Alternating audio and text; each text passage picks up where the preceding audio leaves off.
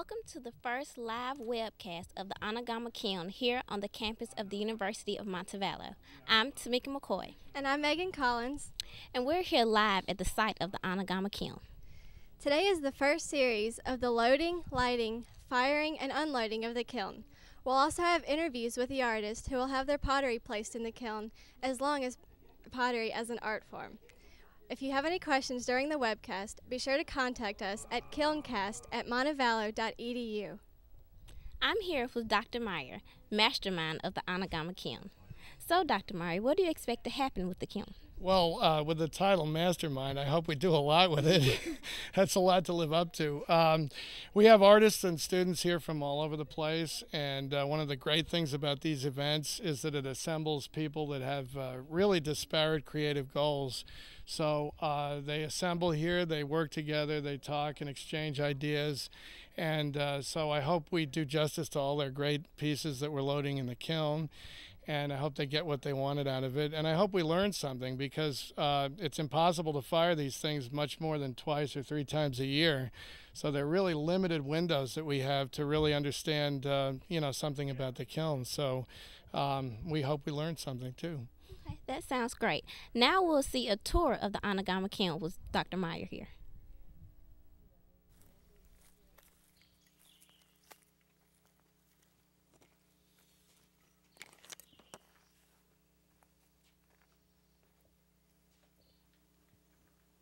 Okay, what I thought we'd do is talk about the different parts of the kiln, and where I'm standing now is the main firebox.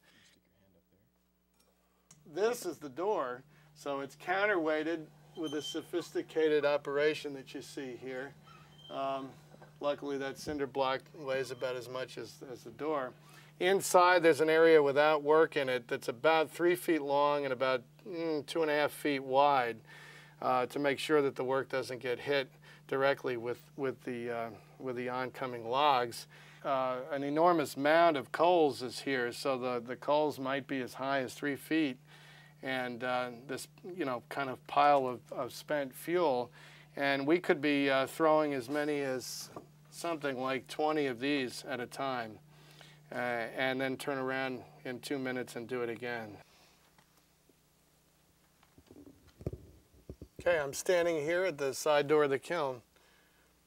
Some of the kilns that have been built don't have them, and so you can imagine belly flopping in there to load the pieces in, and only having one place to do that, where we were before at the entrance to the firebox. Here we can have 2 loading sites, which is great because you have a lot of people. What could be a chaotic time as people are arriving with work, and people are inside, students are in there helping me. And so if we have ultimately 2 spots where those things can be happening, it increases our speed.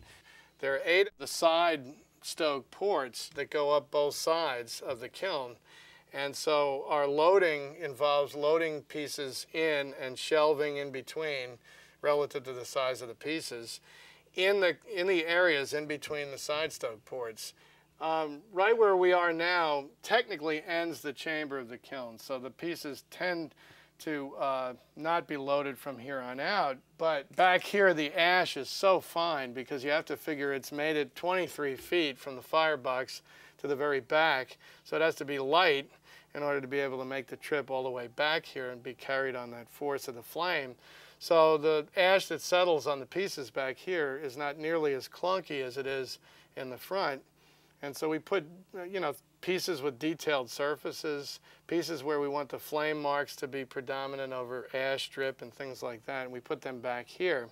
This is an exit flue, and people were throwing away an exit sign, and so we sort of figured any little help we can get to the flame, we're going to go ahead and do it. So that's a tongue-in-cheek way to show the flame which way is out.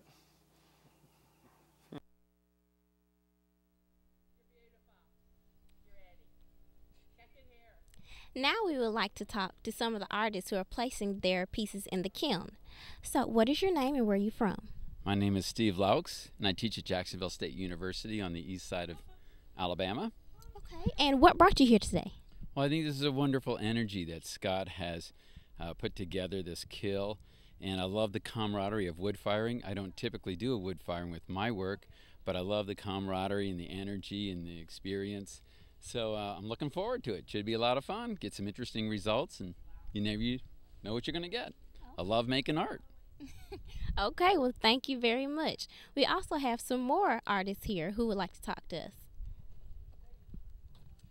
Hi. Hey. How are y'all doing? Good. Good. And what is your name? I'm Susan Dennis. Okay, and where are you from? I'm from Birmingham. Okay, and what brought you out here today? Well, I was a student last year, and I took the May term class and did the Anagama firing, had the time of my life. And so I decided to come back out here. I'm a full-time artist, so I have some pieces going in this year, so it's exciting. Okay, well, that sounds great. And what is your name and where you're from? I'm Tina Harris, and I'm from Birmingham as well. Okay, and what brought you out here today? Well, I've been taking classes from Scott and Ted for years now, and I just can't seem to stop making ceramics, so it's a lot of fun. Okay, well, thank you very much. Now we'll head up with Megan, who has more interviews. I'm here with Teresa Olson at the kiln. Teresa, could you tell us what's going on right here right now? Well, we're choosing pieces to load in certain places in the kiln. We're loading both the middle section by the side door, and we're loading the front of the kiln. We have pieces by several artists here. This is by Dr. Christopher Greenman, a nice globular vase. And this is a tile by Davis. He's a student here at Montevallo. This is one of my pieces. I'm doing these funky things that don't mean anything. They've got lots of openings. And this is by a printmaker that we have here, Jane, who's visiting from Birmingham. By the way, happy birthday, Jane, if you're watching. Here's another Jane piece. She's a printmaker, and she's taken some of her printing woodcuts that don't make prints anymore and impressed them into the clay. And she took the story that was on the woodcut and made a story three-dimensionally out of it. So this is a bird eating a fish, and this is one of her cats. She has also a piece that's already loaded that's a cat eating a canary. It's kind of cool. This is one of Dr. Greenman's teapots, and so we do have functional things as well as things that aren't functional. A little coffee mug. Nice mug. They were beautiful when they come out, and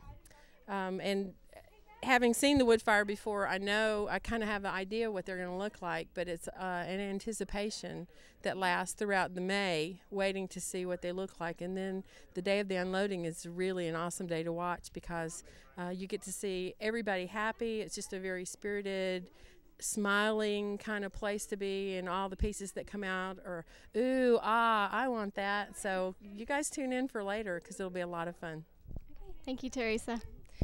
We're going to go ahead and take a break. Be sure to stay tuned, and we'll be right back with more from the kiln.